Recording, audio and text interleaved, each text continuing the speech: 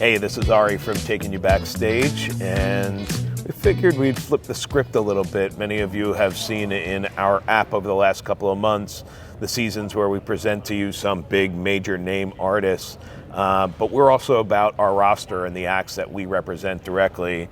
And our first one today, I have the opportunity to sit down with T-Ray. Does the violinist just get added to everything, or can we just refer to you as T-Ray? Yeah, you can just refer to me as T-Ray. It was something that came about in college, actually. You know, I started out as multi-genre violinist and then realized very quickly that that was too broad of a title, because people be like, oh, can you play whatever classical piece and or whatever, you know, zydeco piece? And it was like, okay, I need to hone this in. Then it became hip-hop violinist, and I was like, okay, that's pigeonholing into one specific thing. So the violinist came, you know, as just kind of a brand thing, and it was a shorter title. So yeah. Got it. But your history really goes back to being a teacher, yeah, right? Yep. Music teacher. And you had to make a pivotal decision at some point to say, I'm going to make this career and not just be a weekend warrior or a hobbyist. How'd you come to that decision of going from music teaching, and do you still teach these days? Yeah, so it really started in college. I was a performance major, transitioned to music education. Then upon graduation, I was, a lot of people don't know this, I was unemployed, like fully unemployed for like 8 months. So I only did like weekend summer programs, teaching after school programs, but it wasn't anything that could like really sustain my living, right? So during that time, I started to build a brand, you know, at the time, we're talking 2012, you know. So to your point, I was teaching, and I still was like, okay, something has to happen, you know. It's either I'm going to do this for 25, 30 years and wonder what if, or I'm going to make the decision now, and if this doesn't work out, I can go back to teaching. So here we are, coming up on almost 10 years of doing it full time. Not too shabby, Got to bet on yourself. That's it. Take the risk.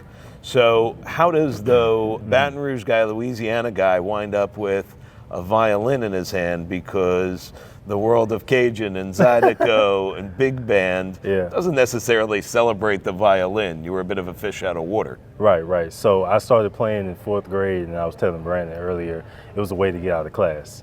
And then my first, like my spark moment was seeing a guy by the name of Michael Ward. Me and his son went to high school together, and seeing him play things like Anita Baker, Mays, you know, Frank Beverly and Mays, I was like, you can play this on the violin. So that was the moment I realized that the instrument wasn't just restricted to the context of classical music or, you know, Zydeco or country music even, you know. So that was really the moment I was like, okay, this is something I think I want to do. Then I got into production as well. So just putting those two worlds together, and now I'm, you know, arranging and doing string features for artists, and it's been an amazing journey. So tell me how you got to play Drew Brees' 40th private surprise party. Yeah. As I saw that piece online. How does that come to be? Yeah, so you do good work and it comes back to you, right? You know, I remember a little bit. I'm getting a hang of this interviewing thing at some point. So, a good friend of mine who runs a fitness and Pilates yoga studio, her and Drew Brees' wife are really good friends, and she was putting this party together.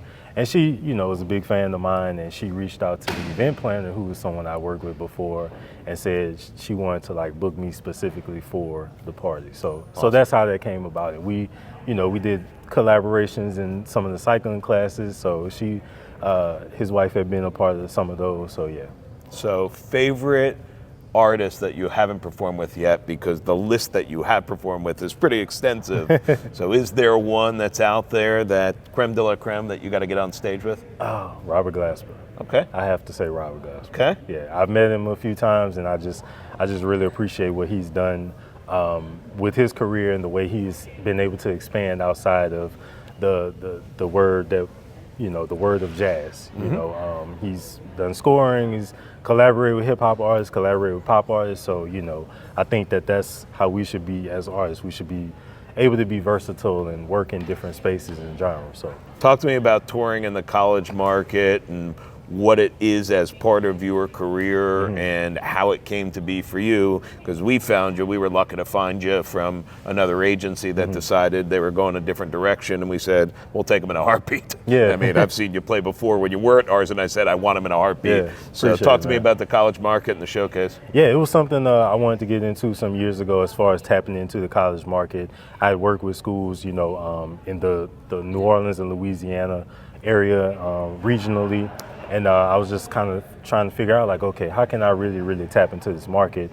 And then I found out about NACA, right? From watching the Kevin Hart interview online. He was talking about his journey through NACA. The old days. Yeah. So I was able to, I did the national conference in Columbus in 2019. Okay. Yep. Green as a blade of grass, as a self-represented artist.